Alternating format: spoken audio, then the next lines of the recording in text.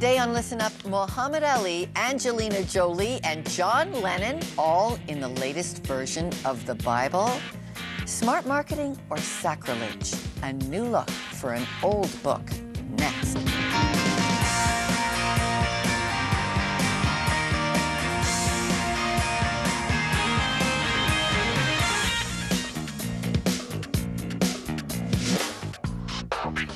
Welcome to Listen Up. I'm Lorna Dueck. The Bible. It's been called the most influential text in all of Western culture. Quoted as a spiritual and moral authority for centuries, it's composed of writings by more than 40 authors, written over a period of about 1,600 years.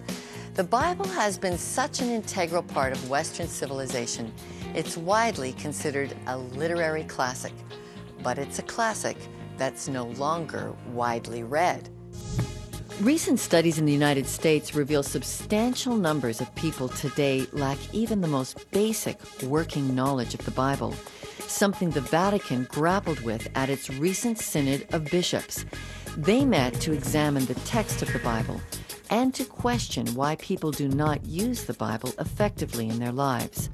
That could soon change if the publishers of this book have their way.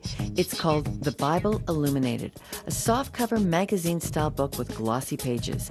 Here you'll find the words of Jesus intermingled with compelling, often tragic images. And when it was first launched in Sweden, a mostly secular nation, Bible sales took off, soaring by 50% in 1 year. Bible Illuminated is getting ready to take over the world. Here's how the publishers are promoting their book on YouTube.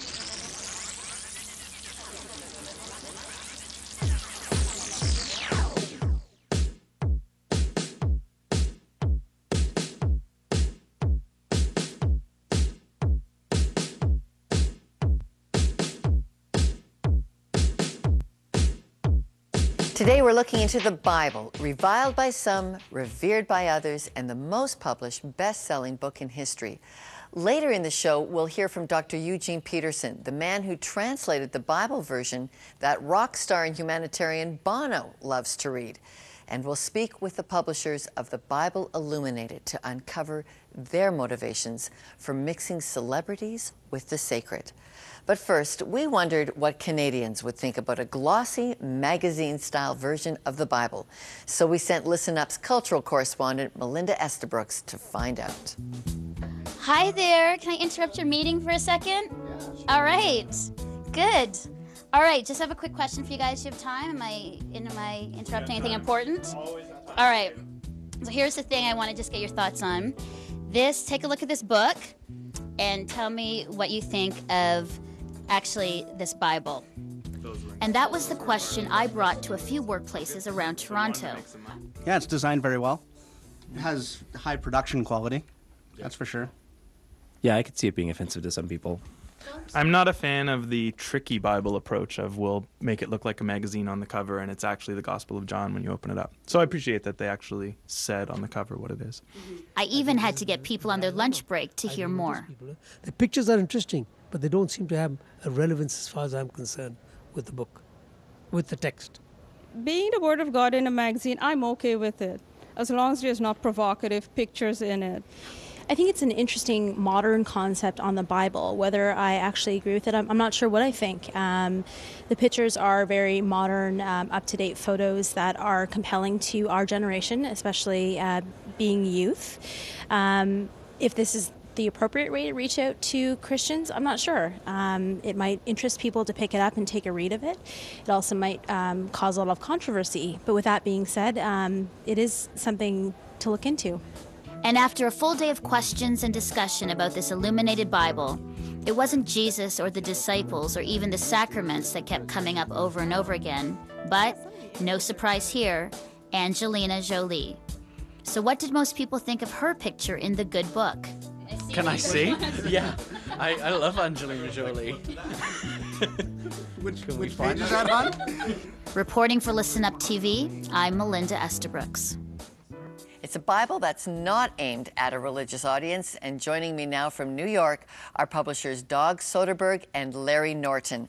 Gentlemen, thank you for being with Listen Up.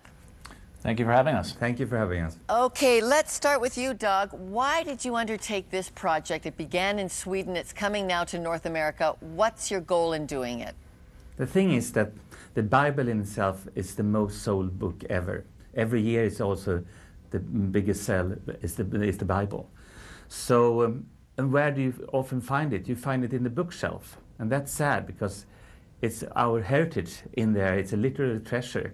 Okay, and Larry, now as this comes to North America, and you know we have no shortage of versions of the Bible, 350 alone at one publisher's, why does adding art to this Bible, current art, that is of real life, pictures we'd all recognize, people like Lady Di, people like Muhammad Ali, John Lennon, some of the social angst, some of the poverty issues in Africa, how does that impact the text?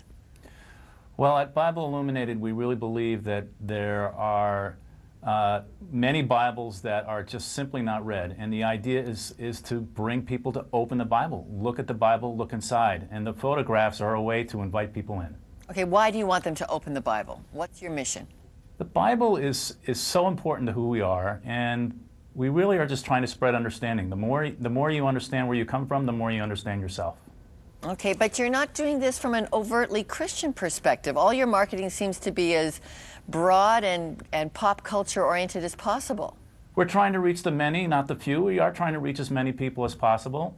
There is a broad audience out there who really aren't familiar with the Bible, and this is a new way. You know, this is our year where there is global uncertainty over our economic times. Do you think this has a pull on society that it might not have had in a more comfortable year? I do, actually. I think that our research, the research we've done at Bible Illuminated has found that in hard times, people do turn to the Bible more often. They are seeking spiritual solace in some way to address their concerns. So, and there are many people who may be turning to it for the first time. And this might be the one they turn to, Bible Illuminated. All right. All I like it, guys. Thank you very much for being with us. Thank you for having us. When we come back. If this show has made you want to read the Bible, and in one of the newer versions we featured today, write to us and we'll get you connected to the good book. Listen up at listenuptv.com to get your own copy of The Message or the Bible Illuminated. The world loves to read, and those of us who like to read the Bible boast that it is the bestseller of all times. It may have 1,400 years of sales records, but in the last decade, publishing experts record that the Harry Potter series actually far outsold the Bible. And I will agree that the Bible is not an entertaining and an escapist read. I am in favor of the Bible Illuminated or The Message. Both are careful approaches to make the ancient language more accessible. One publisher has 350 different versions of the Bible out. Chances are you can find something marketed to your style. One of the ways I read my Bible is all alone, very quietly, usually early in the morning. I read a short piece and then I ask 3 questions. What does it say about God? How does that make me feel? And what should I do as a result? It's a slow read, but it is a read that teaches us, forms us, and blesses us. The Bible, a conversation with God that is also a plunge into reality. We've put some great links up at listenuptv.com on how you can get involved in Bible reading. Thanks for watching. For all of us at Listen Up TV, I'm Lorna Dueck.